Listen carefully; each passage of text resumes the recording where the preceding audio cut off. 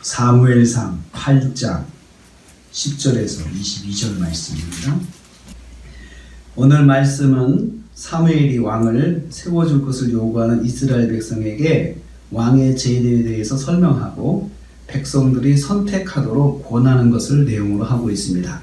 이제 지금까지 이스라엘 백성들이 하나님께서 다스리시는 그 12지파 중심의 그런 생활을 하다가 이들이 갑자기 왕을 요구한 것이에요. 그래서 우리도 왕을 세워달라는 요청을 했을 때 이제 사무엘은 좋아하지 않았어요. 사무엘은 마음의 기분이 언짢았습니다. 그래서 하나님께 기도하니까 하나님께서 백성들에게 왕의 제도에 대해서 설명을 해줘라.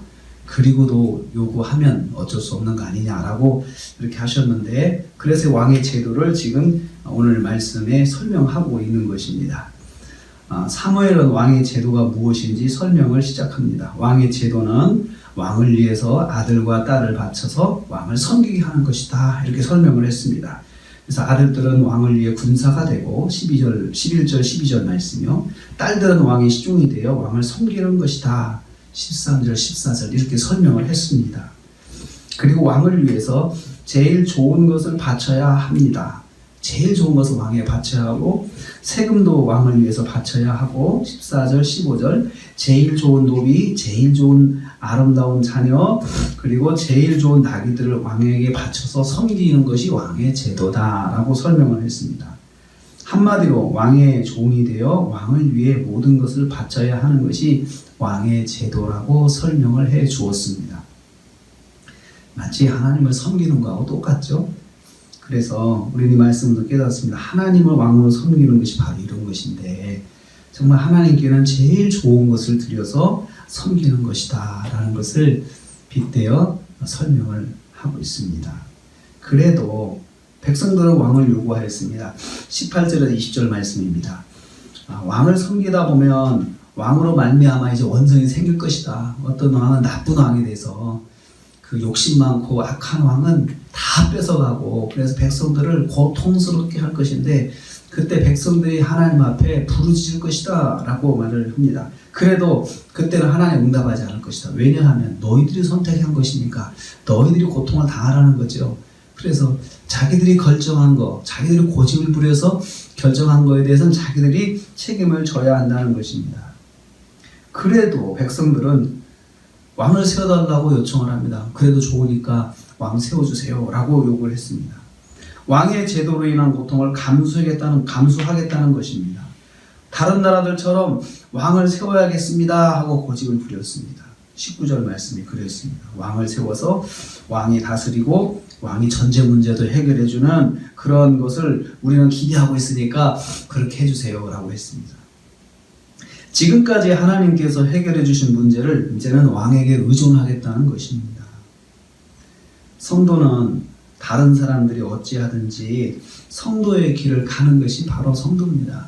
근데 이스라엘 백성들은 우리도 이웃나라처럼 왕으로 우리를 다스려 주세요 라고 그렇게 다른 나라처럼 해달라고 요구를 한 것입니다. 그래서 하나님께서 허락하십니다. 21절 22절 말씀입니다. 백성들이 원하는 것을 다 들으신 하나님께서 백성들의 요청을 들어주라 하셨습니다. 그들의 말을 들어 왕을 세우라. 22절 말씀 이렇게 말씀하셨습니다. 백성들의 요구가 너무나 강력하니까 허락하신 것입니다.